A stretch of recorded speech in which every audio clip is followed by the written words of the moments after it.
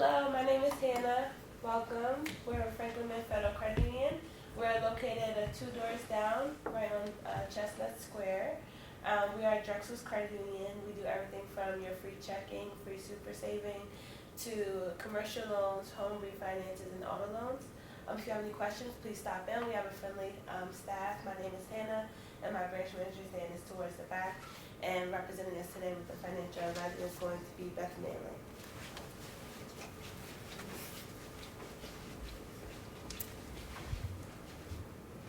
Okay, so hopefully everybody can hear me.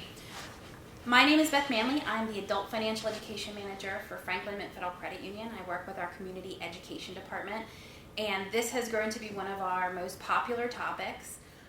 We're going to be talking about managing and eliminating student loan debt, specifically federal student loan debt, and we're going to have a focus on public service loan forgiveness.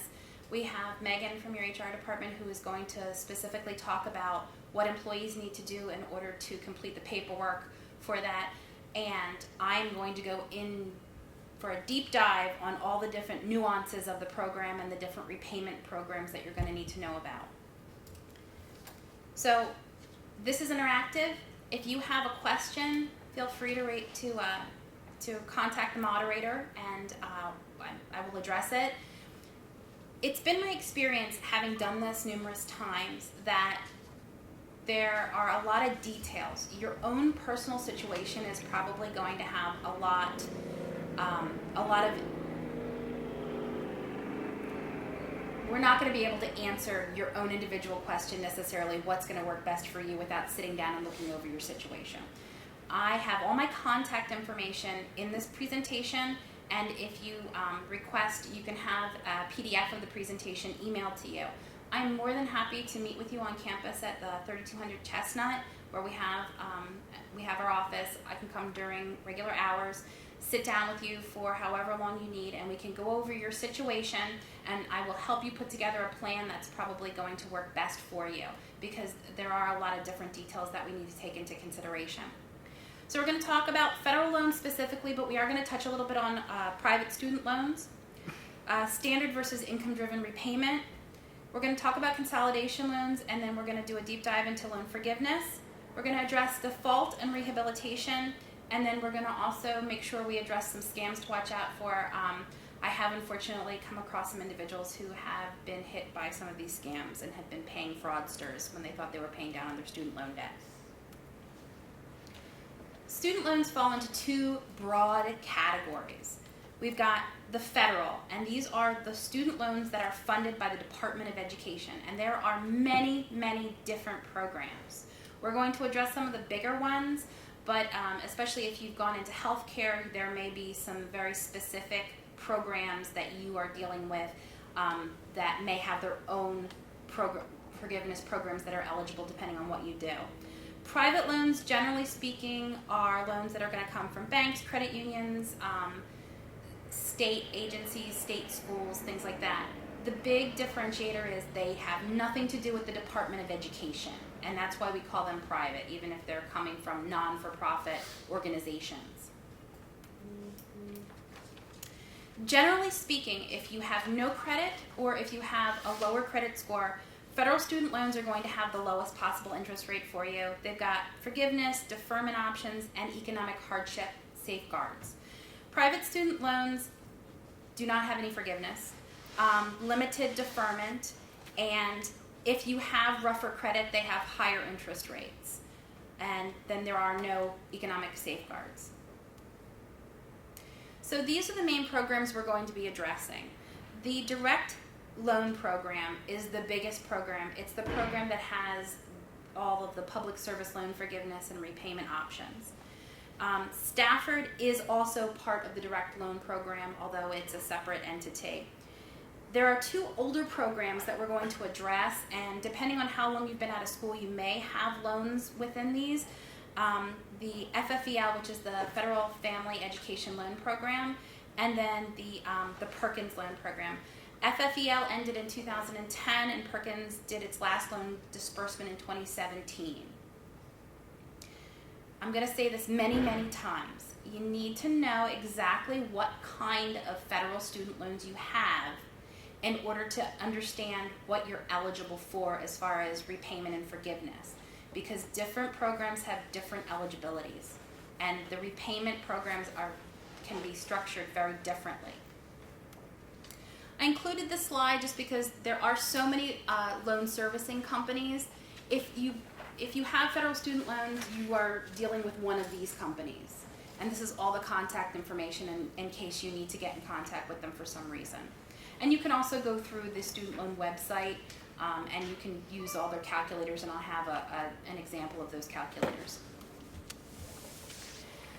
So the reason why people have federal and private student loans is basically because in most cases you may not be able to borrow the full amount that you need just using federal student loans. Right now the cap is $57,500.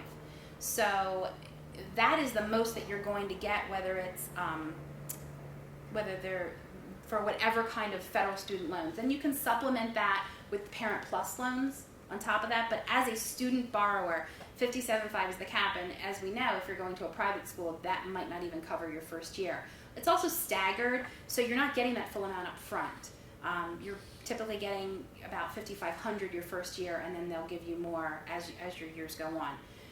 Where we see the larger amounts of debt tend to be with our grad school. You can borrow up to $20,500 a year with grad school.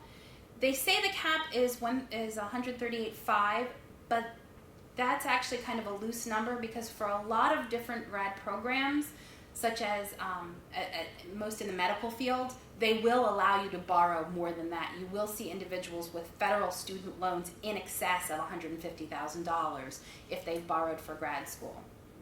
So we hear the PLUS program thrown out. So the PLUS program for the undergrad is typically the Parent Plus program, and that is it's a federally underwritten program, but it's based on the credit of the borrower, the parent borrower. Students cannot borrow undergrad typically with the Parent Plus unless they are unless they're on their own and they're in their mid to late 20s. They've had some income because they're taking all that into consideration. Where we see the direct plus loans going right to students is typically in grad school, where they're going for professional degrees.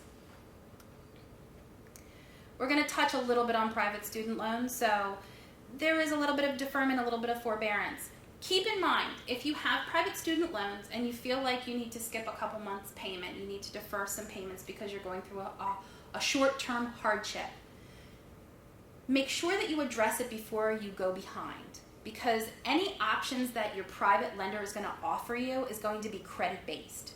So if you've allowed yourself to fall behind and you've damaged your credit because you've fallen behind, you're going to limit your options. So address these as quickly as possible. In addition to that, a lot of times private lenders limit the number of times that you can defer payments.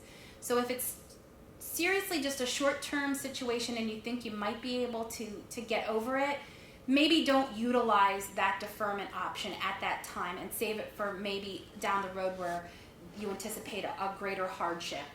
Kind of bank it at that point. See if there's other ways you can get around it. Make sure you know what you are eligible for and what your options are before you run out of time. We as an organization, Franklin Mint, do offer private student loans. We offer both new student loans and we do consolidation or refinance.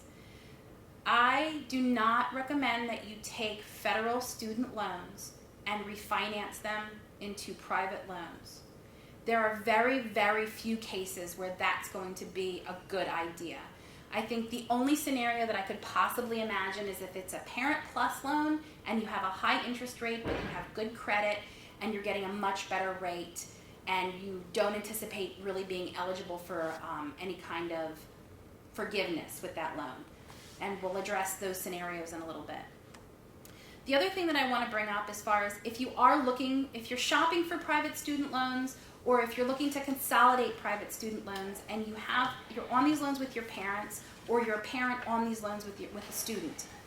One of the things here, and hopefully you'll be able to hear me, Cosigner Release. So some of these student loans, especially the Parent Plus loans or the private loans, they can be very large amounts. And while the student gets themselves established gets into the working world and, you know, has a fresh start. The parent is on the other side of the coin, trying to wind down, get into retirement, and having this debt against them could be very oppressive. So if there's a way, especially if the student is paying for the debt themselves, if there's a way to get the parent off of that debt so that they don't have to be dealing with it anymore, it's a great option to have a cosigner release. We have it. I believe there are a few other private lenders that have that option. So basically what that means is that you sign with your student, they pay the loan for 2 years, they're in full repayment, so it's not in a deferred period, or they're not just paying interest only, but they're actually paying interest and principal for a full 24-month period. And once they've proven that they can handle that debt on their own, you as the co-buyer, the parent co-buyer, are released from that debt. And that can be a real weight off your shoulders, especially if you've got other students who are going to be going to college and you need to be able to sign for them and you're carrying too much debt at this time because of it. If you're interested in learning more about it, you can go to our website. Everything is online. You upload the documents online. Turnaround time for finding out your application results is typically 10 to 20 days. It's very quick. So let's talk about the federal student loan repayment programs. So in doing this as many times as I have, I realize how complex some of these programs are and how you may qualify for multiple programs. And that can make it even more confusing as to, well, why would I not pick one over the other? So what we're going to do is we're going to go over each of the programs, and then I have a slide where I come back and I compare and contrast, and we discuss different scenarios as to why you might pick one over the other, just so that you can get a better understanding of it. Say this again, loan type determines plan eligibility. So the standard repayment, for most of us it's going to be 10 years. You have a fixed rate, you got a fixed payment, you pay the same payment for 10 years, you're done, you pay it off. All loan types are eligible for this. This is just the basic. When you graduate, this is what you start with. Then we go to a graduated repayment.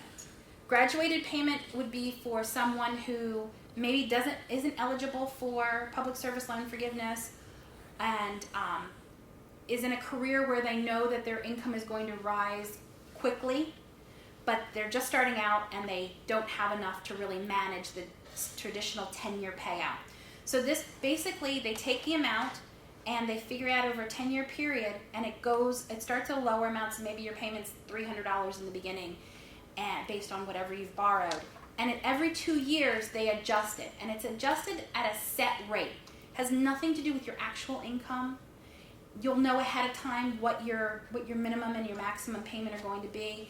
And the nice thing about all of these programs that we're going over, you can move in between them. So if you start out on a graduated program and you find out that one of the other programs is going to work better for you, you can move to that program. And again, all of the loan types are eligible for this. We talk about the payout up to 30 years. If you've borrowed greater than $30,000, you have the option to finance out for a longer period of time if that works for you. And again, we'll talk about why you may or may not want to consolidate depending on your circumstances. The extended repayment program, that's when we talk about, you can take this out to 25 years if you've borrowed $30,000 or more, and all federal student loans are eligible for this program. Okay, so now we're going to get into the income-driven programs. And these are the programs that are going to help you to get on the path for public service loan forgiveness.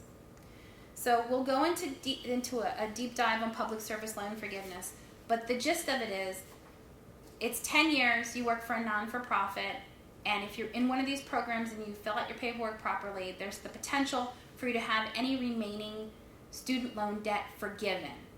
And when it's forgiven through this particular program, it is not taxed as income, which is a significant difference from all of the other forgiveness programs. So the first one we have is income-sensitive repayment. And honestly, not a good program. If you've got the FFEL loans and the Stafford loans, those are the only loans that this program really covers. So you've got to be a real low-income borrower. I mean, you've got to have a significant amount of debt versus the amount that you've borrowed, the amount that you're making in income. So you choose your payment for the first 5 years. The payment is between 4 and 25% of your gross income. But the problem with this is if you choose too low, then the next 5 years you've got to make up the difference of it. It's just really not a great program, and there's so many other options. I put it out there, but I just really don't understand why anybody would choose this if they had other options. So ICR is really the one where if you've got these parent plus loans, so it's income contingent repayment. If you are a parent plus borrower, and the thing to understand is that if you are the parent plus borrower, you cannot just transfer those loans into your child's name, even if they're paying on them. You can consolidate them into a direct consolidation loan. If you take your parent plus loans and consolidate them into a direct consolidation loan, you can get on the income contingent repayment plan, and that will put you on the path to public service loan forgiveness. So the way this works is it's 20% of your discretionary income. And we'll go over how they calculate your income because there are 2 different formulas that they use. So they take your discretionary income, it's 20% of your discretionary income, and that's what your payment is regardless of how much money you've actually borrowed.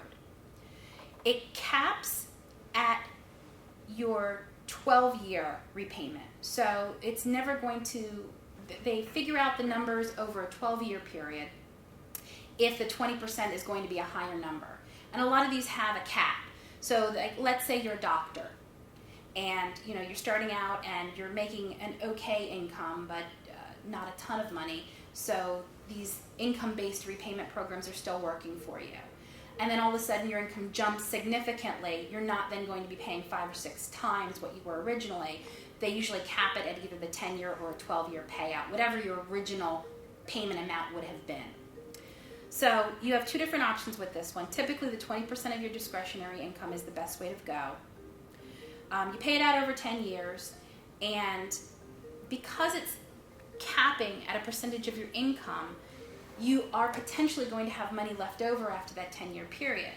So if you're in the Public Service Loan Forgiveness Program, that's typically the amount that will then get forgiven from your loans. So even if you were not the student borrower, if you are the parent borrower on the Parent Plus program, and really this is the only program that Parent Plus candidates are eligible to be on. So that's why we go over this, because if you are not a Parent Plus borrower, if you have any of the other direct loans or you have the Stafford loans, things like that, we have other programs that are probably going to be better. The other nice thing about this is that this does not take spousal income into consideration if you file separately. So if you have signed on for your children as the Parent Plus borrower and you are the lower earning spouse, you can file married but separate, and then they will not take your spouse's income into consideration when they're determining that 20%. And some of the programs do, and some of the programs don't take spousal income into consideration, and that can be a big factor for a lot of people. So, income-based repayment. So now we're excluding all those direct Parent Plus loans. If you had a direct plus loan as a grad student, you are eligible for this program, but no loans that have anything to do with the Parent Plus program are eligible for IBR. So IBR is where we get into some of the really good programs. So the maximum payment is going to be, for older borrowers, it's 15%. For newer borrowers, it's 10% of your discretionary income. It's based on your income and your family size. It's recalculated every year. So if you do not end up qualifying for public service loan forgiveness, and you're on this program because you are a relatively low income earner based on what you've borrowed, then if you're an undergrad borrower, after 20 years of working on this program, anything left over is forgiven. After 25 years paying on grad school debt, anything left over is forgiven. And so you have to understand, this is based on a 10-year payout. That's how they start the clock. It's a 10-year program. And that's where your payment base is started. Then they look at your actual situation. And you're just going to keep paying and paying and paying if your income is low versus the amount of debt that you have. If you qualify for public service loan forgiveness, you're going to hit that 10 years. You'll properly file your paperwork, and then you can kind of be done with it. But if for whatever reason, if you change employers, or if for some reason you're not eligible for public service loan forgiveness, you can stay with this program and the balance will be forgiven whether you pay it off or not after that 20 to 25 year period.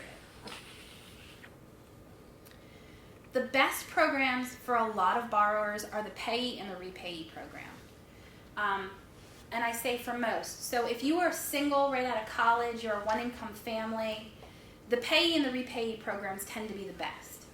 So they are 10% of your discretionary income, recalculated every year, very similar to the IBR program, but it is just the 10%. And again, all loans except for the plus loans to parents. So if you have direct consolidation loans, if you have Stafford loans, all of those kinds of loans are eligible for this program. So now I'm going to do my compare and contrast and say, okay, well, why would I do this over that? So we talked about income-sensitive repayment, and that was typically Stafford loans, but Stafford's eligible for other programs, and the FFEL loans. If you have FFEL loans and you're interested in doing the public service loan forgiveness, so if you've been out of school for quite a while now, you really should look to consolidate them into a direct consolidation loan, get on one of the other income-driven programs, and then you would become eligible for public service loan forgiveness. Because the FFEL loans are not eligible in their current state for public service loan forgiveness. They have to be converted to a direct consolidation loan. And we talked about the income-sensitive repayment not being really a strong program. You know, it's 20% of your gross income, which is quite a sizable amount. So ICR, income contingent repayment, that is that program, and the only reason you would really want to be on that program would be if you've got those plus loans. It's a good program if you are the parent plus borrower. If you are a plus borrower as a student, then the other programs are going to give you a better result. So why would somebody pick IBR over payee and repayee? Because IBR is potentially going to be 15%, where payee and repayee are only 10% of your income. Well, this is where it comes down to your own personal situation. Are you married or are you a single income household? Because if you're a single income household, then payee and repayee are your best bets. They're going to give you the best result. But if you're not, then IBR is the only one of those three programs that allows you to file separately and not count spousal income. Payee and repayee, unless your spouse also has student loans, you're probably not going to get the best result if you choose those and have spousal income, because they're going to be basing that 10% off of yours and your spouse's income, which could have a big change in your result. So I had a situation, I was doing this seminar at a library, and so a woman came up to me afterwards and she was retelling me a story because she was in this situation. Her spouse is a huge breadwinner. He is an attorney making very large sums of money. She went back to grad school. All of her debt is grad school debt. She has a very large amount of grad school debt, and she's currently working for a non-for-profit. So she is saving herself $1,200 a month off of what her student loan debt would be, what her monthly payment would be, simply by filing separately from her husband. And she has to remind her accountant every year when she goes in that she's not filing married joint, that she's filing separately because of this situation, because the amount of money she's saving and she's putting towards, not having to pay those payments and then qualifying for public service loan forgiveness because of her job, she's saving huge amounts of money versus how much she would save in her taxes by changing her filing status. So these are things that you need to take into consideration. Talk to your tax provider, your tax professional. Make sure that the amount that you're saving by changing your filing status isn't offset by other things. It's a big picture to look at. So we talked about discretionary income. And my idea of my personal discretionary income is not the same as the government's idea of discretionary income. So, for income contingent repayment, discretionary income is calculated against 100% of the federal poverty guidelines. So what this means is that, like, say you're a single person and you're on the ICR program. They're going to take $12,490 out of whatever your gross income is. That's the federal poverty guidelines. That's taken out of the equation. What's ever left, they're going to take that and they're going to divide it by 12. That's what they consider your monthly discretionary income. And that's what they're going to base your payment on. And obviously, if you're a single parent or if you've got multiple dependents, then that number does go up, but it's still 100%. One of the reasons why IBR and Payee and Repay are much better programs are because they're doing 150%. So they're right off the top taking out a minimum of $18,735. I've talked to individuals working here who are right out of college who are on the Payee program, and their required repayment is 0 right now. So, and that's not that unusual if you're making a minimal amount of money. You know, if you're only making, you know, $24,000 to $27,000 a year, if you're making that much and you're a single parent, then you could fall into a situation where your required monthly payment on one of these programs is 0 or close to 0. That payment will put you in line for public service loan forgiveness. If your required payment is 0, that's still your required payment. And that's why understanding these programs, especially for new grads, is really critical. Because if you're just out and you get on one of these programs right after your deferment period, they're basing it on your income from last year. Well, if you were a full-time student last year, your first year out, your required payment on this program could still be 0, and you're moving towards your public service loan forgiveness. So please, if you are a new grad or a recent grad, look into getting on one of these programs as quickly as possible. So studentloans.gov has the Repayment Estimator. So you can go in and you can use your FSA ID, which is your login if you've done all your paperwork electronically. If you're like me and you graduated a million years ago and everything was on paper, you can still register and get yourself an FSA ID. And then you can end up using that for when you have to apply for loans for your own children, if that is your situation. This information doesn't go away. I graduated in 1994 and I wanted to see what everything looked like. I registered, got myself an aid ID, logged in, and I was able to see my student loans from 1990 through 1994 that's still in the record. So that's a really good starting point. And then that information can be pulled over into the repayment estimators so that you can see all of the programs that you're eligible based on the kinds of loans that you have. And you can see, based on the graduated program, this is what my payment's going to start and end at. If I do standard, here's my payment. If I want to do repay, payee, based on my income, it's all there for you to see in black and white. It's really fantastic. So let's do a deeper dive into the actual meat of the forgiveness, cancellation, and the discharge programs. So there's some misconceptions about some of these programs too. So teacher loan forgiveness. I don't know anybody who's listening who might be eligible for this program, but if you're teaching in a low-income school district, so if you are teaching the school district of Philadelphia, Coatesville, any of these areas, and you have any of those old FFEL loans, you can get up to $17,500 in forgiveness. Those, those should be paid off by now anyway if you qualify for that, considering how old that program is. But be aware that if you do have any of those outstanding and that you fall into that situation, that you may want to go back and look and see what kind of forgiveness you can have. Perkins has a lot of different loan cancellation programs.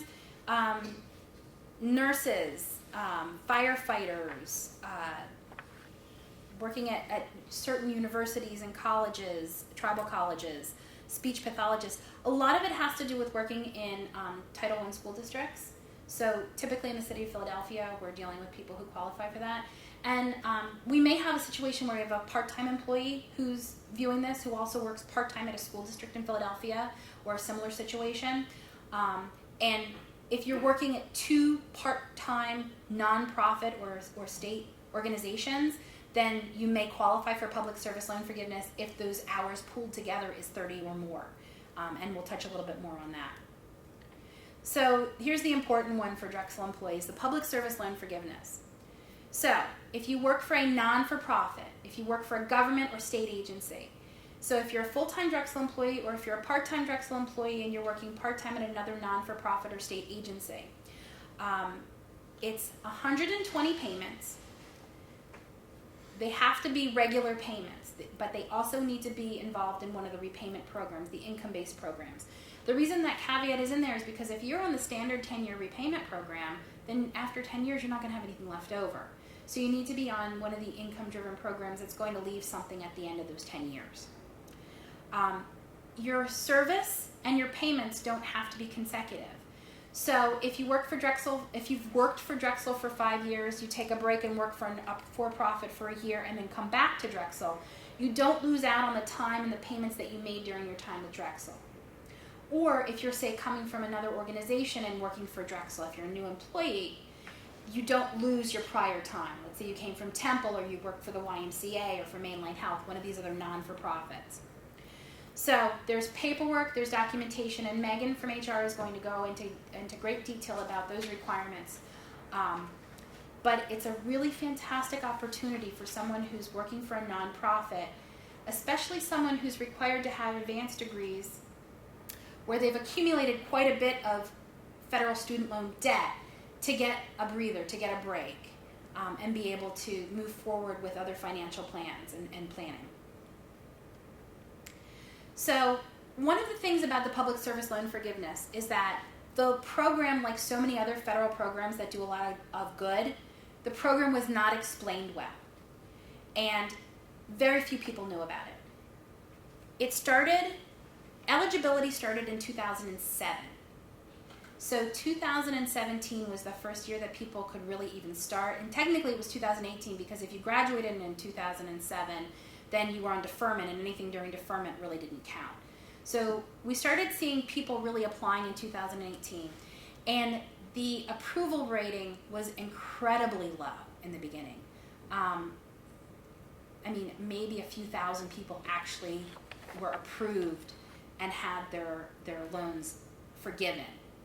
And a lot of that was because they didn't document properly, they didn't file properly, they didn't understand the programs and which would work best for them, or they just didn't have the right kind of federal loans when they applied.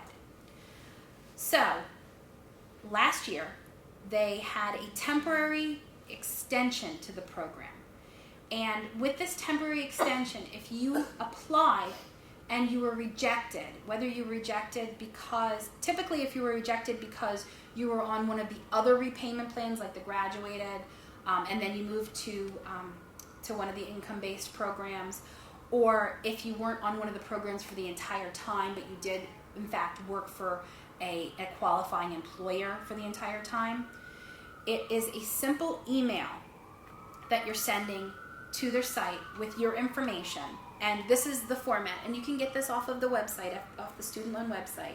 So you send your information to this email address from the federal loan website, and they will review your case. And there have been situations where we're seeing people are in fact getting their loans approved through the program at that point.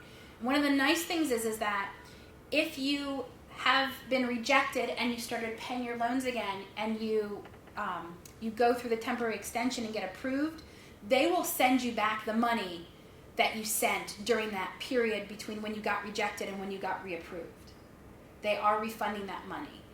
There's a website that I really like to follow called Student Loan Hero, and they have some personal stories that they're sharing of individuals who are being successful and actually getting some money back. Total disability discharge. If you are permanently disabled, your federal student loans are no longer a problem for you. If you are on disability, full disability, you provide your proof of disability paperwork and that you've been approved for federal disability, and your student loans will be discharged. This is one that a lot of people are not aware of. And this is where I get completely, have grandma sign for the loans. And I don't mean that to be cheeky. There's something called death discharge. If you have a grandparent who is willing to sign for Parent Plus loans, knowing that the student's going to pay the loans, there's the death discharge clause. So if the student that you have borrowed from passes away during the repayment period, or if the parent who signed for the Parent Plus loans passes away, or whoever the signer is, those loans go away. And this is another situation where I've had individuals tell me about where they didn't realize that this was in effect, and they went back and provided the death certificate to the loan servicer, and they received money back from the time of death to when they actually stopped paying the payments. There was a gap when they were paying payments they didn't need to pay, and they will give you that money back. So if the student or the parent pass away, either one, then those plus loans are forgiven. And all federal student loans have the death discharge also. So if you are the student borrower and you pass away, that debt does not go to your estate. It doesn't go to your spouse. That's why I really warn against any spousal consolidation loans. I know people who've done that, because then the debt becomes the household debt, whether you're a single income or a double income household. Bankruptcy pretty much never happens. You really have to demonstrate that repayment of the student loans are going to be such an incredible hardship, and there's so few scenarios where you can justify that. There's like a separate arbitration that you have to go through for it. Basically, the only cases that I've heard of where people are successful with this, they're on permanent disability anyway, which is kind of, you don't have to pay them back if you're on permanent disability anyway. So if your only income is disability and you have to file bankruptcy because of that situation, well, your student loans aren't even an issue anymore because they are discharged due to your disability. So let's talk about consolidation. You need to make good choices when you consolidate, because if you choose poorly, it can limit your repayment options.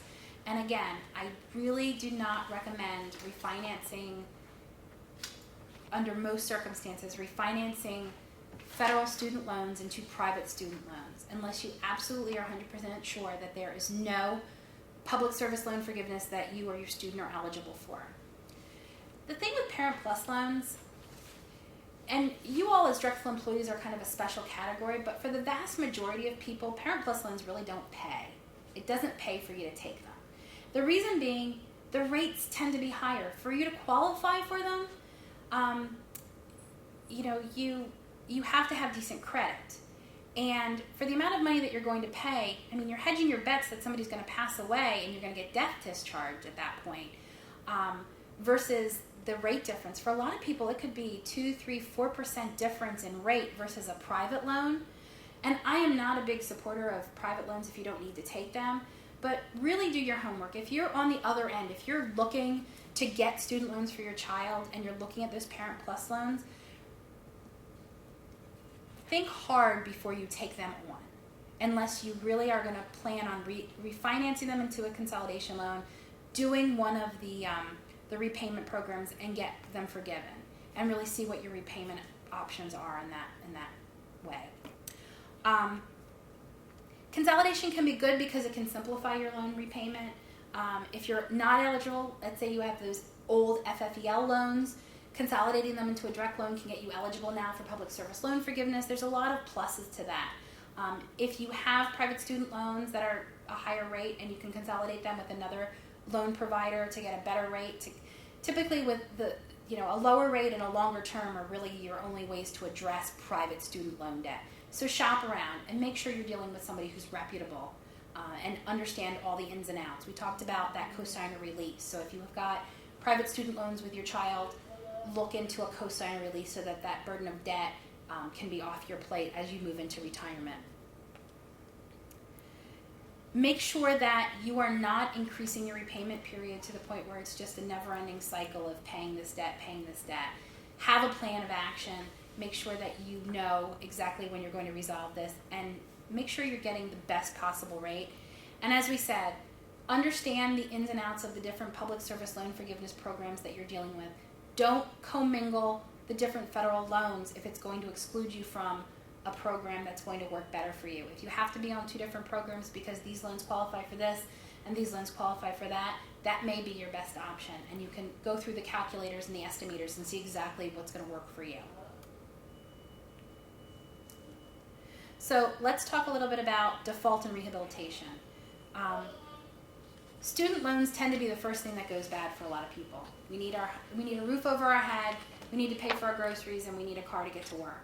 Student loan debt can be a burden, it can be overwhelming, and we can fall behind. So typically you're considered in default if you're 90 days past due. That's with a lot of them. They start really cracking down at 270, but at 90 days past due, that's when they're going to start showing up on your credit report. Federal student loans are a little different. Most debt shows up at 30 days past due, but I think they kind of give you a little bit of they give you a little bit of a grace period. You are behind at 30 days past due. You are reflected as behind at 90 days past due. You are going to have the possibility of loan acceleration at 270 days past due. So Perkins loans, which are a separate entity, they technically are in default as of day 1 of not being paid, but they're not reporting you at day 1 being 30 days past due. So I mentioned acceleration. Acceleration is where they say, hey, you haven't met the requirements of your terms of your loan, you're due for everything now. You lose eligibility for any of the income-based repayment programs. You exclude yourself from public service loan forgiveness for any of the payments that are in default. So you're kicked out of those programs and you are no longer eligible at that moment for public service loan forgiveness. You can get back on track, but you're basically wasting months of time at that point. They will garnish your tax refund. They will garnish your income. They will garnish your Social Security payments. The federal government does not play. I've heard of several cases where people are not getting income tax refunds for a decade or more until their student loans are paid back because they're in default. So, they started a new program called Rehabilitation, and it's fantastic. It's a 9-month program. It's a 10-month program, but you make 9 months worth of payments during the 10-month program. You contact your service provider and you agree to make a payment over this period. The payment has to be on time or within 20 days of the due date. They consider it on time. Once you do this with 9 consecutive payments over the 10-month period, you're rehabilitated. You can get back into those income-driven repayment programs. You can get back on track with public service loan forgiveness. If you are struggling, if someone in your life is struggling, I can't stress this enough. Please don't let them just stick their head in the sand and forget about their federal student loans. It needs to be a high priority because it's going to cause you so many problems down the road. It's going to cause you an inability to get federal student loans as a parent plus borrower when your children are ready to go. Because you're limited, you're capped as to how much you can borrow. So address them, deal with them. It might not be easy, but once you understand your rights and responsibilities and your options, then you can do more with it.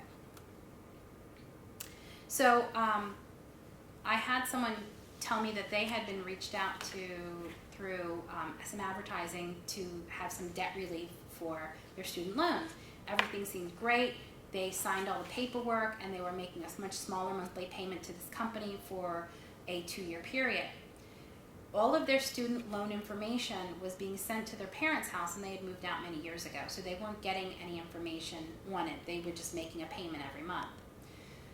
They found out later that their student loans were in complete default and that the money that they were paying was to a scammer. So there are so many scams out there.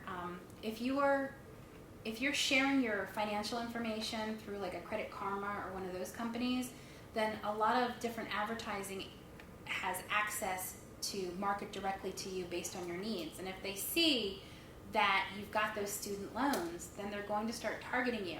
And a lot of them are going to be reputable companies, but there's always that opportunity for a scammer to come out and prey upon you. So you need to be real careful. The FTC has done some huge crackdowns, has prosecuted a lot of these companies who were stealing money from student loan borrowers. No one can waive or forgive immediately. Anybody who's promising anything shorter term than 10 years is lying. Because all those 5-year programs, they need to know that you're a teacher. Most of the 5-year programs are for teachers in low-income school districts, firefighters, police officers. Public service loan forgiveness has the broadest reach. That's a 10-year program. So if they're giving you any kind of, oh, we'll have your loans paid off in any shorter period of time, then it's a complete scam. Do not give out your FSA ID. I had someone tell me that they had accidentally gotten involved with someone who was a scammer, and they gave out their FSA ID, and so this is basically your electronic signature to take out more loans. And they were able to stop the scammer before the loans were dispersed, but more loans had been taken out in their name on their behalf, and they were not aware of it. So please, it's like signing a blank check, basically, that FSA ID, because that's how you initiate every single one of your student loans online. Don't sign any third-party authorization forms. The FTC, so if you go to ftc.gov or studentaid.gov, they typically have lists and recommendations for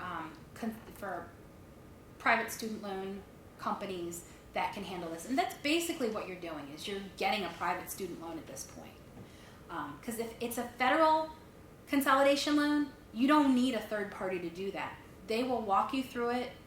They'll do it with you online. There's no reason to get anyone else involved outside of the Department of Education if it's a federal consolidation loan. So, studentaid.ed.gov, this is where you're going to go to see who your loan service provider is and to see your federal grant history. That's where you're going to use your FSA ID to log in and see exactly what kinds of loans you have.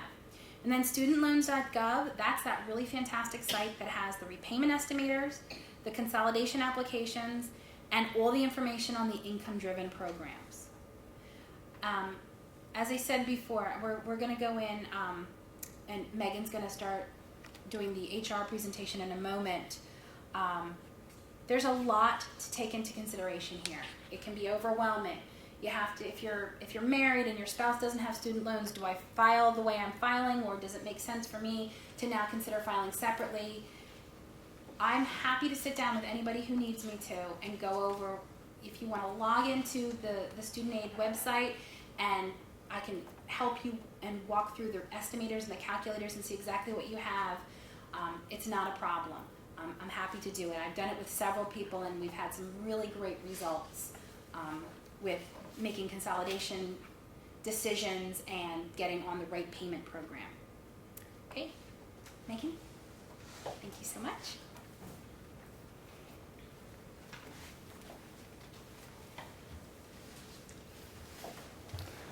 Hi everybody. As Beth mentioned, my name is Megan McGovern. I work in the Human Resources Service Center here at Drexel, and I'll be diving a little bit deeper into the Public Service Loan Forgiveness Program.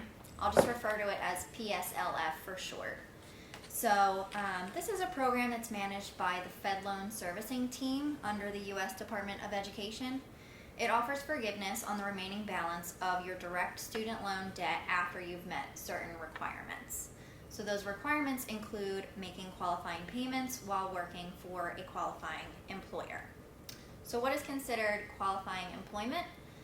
Qualifying employers include, as Beth mentioned briefly, government organizations, not-for-profit organizations, as well as certain for-profit organizations that provide specific public services. So the IRS has classified Drexel as a not-for-profit tax-exempt organization. So we are a qualifying employer. The other piece of this is that the guidelines for PSLF state that you must work at least 30 hours per week or full-time as it is defined by your employer to qualify, whichever is greater. So here at Drexel, we do define in our hours of work policy that full-time means 40 hours a week. If If you do work here as a part-time employee, you may still be eligible because you can combine hours worked between two part-time employers as long as they're worked simultaneously. So if you work part-time here and you work part-time at another qualifying organization, you can combine those to make qualifying payments as long as your hours total at least 30 per week. So what is considered a qualifying payment? It starts out with considering your loan type. So all of the federal direct loans are eligible.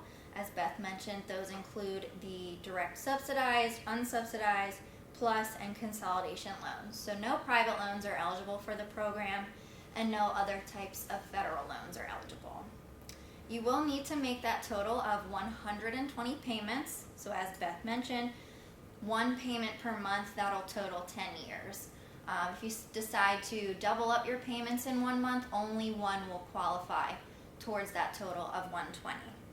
The payments do not have to be consecutive, so you can work somewhere else that qualifies, work at a not qualifying employer for a couple years, and then come to Drexel and combine your payments with that first employer along with your payments made at Drexel to reach the total of 120.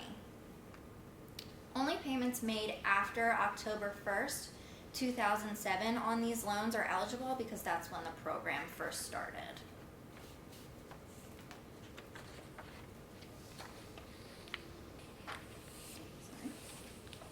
So there are several different eligible repayment plans.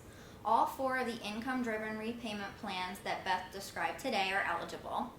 The standard 10-year repayment plan is also eligible, but there is a caveat to that I'll jump back to in just a moment. And there are some other direct loan repayment plans that are eligible, but they're not really so common, and any payments made under those certain plans, the amount does need to be at least what would be required under the 10-year standard repayment plan.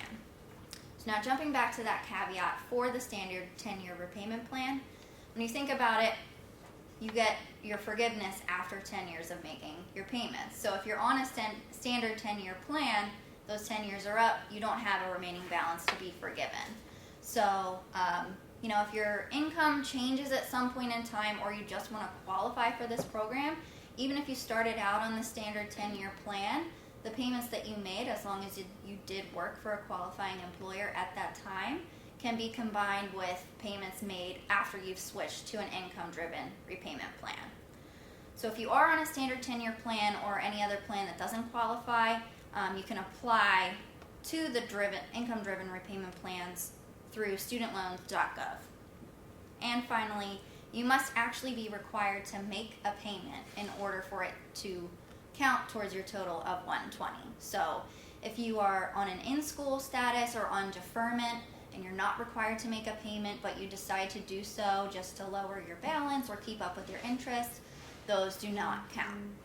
And lastly, as Beth mentioned, even if your payment that is required is $0.00, it counts towards your total of 120. So if you're a recent graduate, you had essentially no income last year, your income-based repayment plan amount may be $0. That will last for the year, and then you get 12 payments counted towards your total of 120 when you've paid no actual money towards the balance of your loans. We have a question? Okay. All right, so there are 2 different forms that you want to be familiar with in regards to this program, and that's where we come in to help with the completion of those forms. The first is the employer certification form. That's where we just verify that you do work at Drexel University so that they see that you have checked off the box for the qualifying employer portion of these requirements. So you want to submit this form both annually and every time you change employers, just to make sure that you're on track. That is not a requirement, so if you've never submitted this form before, don't worry. They just recommend that to make sure that you know every year and every time that you change jobs that you're working for a qualifying employer, that you have the right types of loans, and that you're repaying under the right type of repayment plan. So Fed Loan Servicing's processing time for those forms at the moment is roughly 7 to 10 business days. So when you submit them and they review them, you will get an email or other written correspondence breaking down the number of certified payments that you have already made, or explaining why any payments that were marked as ineligible were marked as ineligible under the program's guidelines. The second form you want to be aware of is the actual application for forgiveness. So you only submit the application once you have made your total of 120 payments and you've submitted the employer certification forms for any periods where you've made payments under a qualifying employer. So you will also need to work for a qualifying employer at the time when you submit that application in order for your remaining balance to be forgiven. So that's a cautionary note. You may work at Drexel for 10 years, have done all the right things with all the right loans, and then you leave and 3 months later you apply for forgiveness. They will not forgive your remaining balance. Fed loan processing time for the application is a bit longer at the moment. It's up to 3 to 6 months. But when you think about it, they really need to comb through those total of 120 payments, check that you've submitted all your employer certification forms before they do forgive that remaining balance. And as a note, when you are actually submitting the application form, there is a box where you can request a forbearance on your direct loans while your application is in review. So that will give you the option to not continue making payments while they're reviewing your application. If you do not take that forbearance and you continue making payments and you are deemed as eligible and your balance is forgiven, any payments made after that total of 120 will be refunded to you. So how do you actually submit the employer certification or application for forgiveness forms? That's where you'll work with us in HR. You want to complete the first page, sign and date, put all the appropriate information there, and then just send it over to us in HR via email, fax. You can drop it off to our office, send it in the mail, however you want to get it to us. We will complete the second page and then submit it to the Department of Education on your behalf unless you request otherwise. Sometimes people just want to get it back and send it through themselves through their online account. That's fine. Our default is to just do that service for you in submitting it, and then once it's complete, we will send you back the form and the fax confirmation so that you'll have everything for your own records. So if you have general questions, I'm happy to answer them. If you have more account-specific questions about your eligibility based on your loan type or anything like that, I would refer you to contact Fed Loan Servicing. And one final note, this program is a government program, so while it really is a great offering, there's no guarantee that any government program will continue forever. So just keep that in mind when you're making the decision on your repayment plan and how you want to strategize paying down your student loans. And that's it. Any questions, anybody?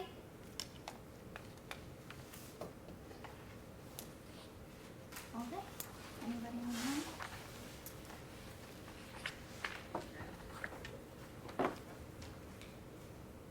I just Okay. put up yeah. Do you? Yeah, go Yeah. ahead. They just started a public service loan, the PSLF help tool. It kind of guides you through, so can be used in conjunction with help through your HR department. They haven't moved to e-sign yet. You can't submit things electronically yet. It still has to be printed out as a PDF and signed accordingly.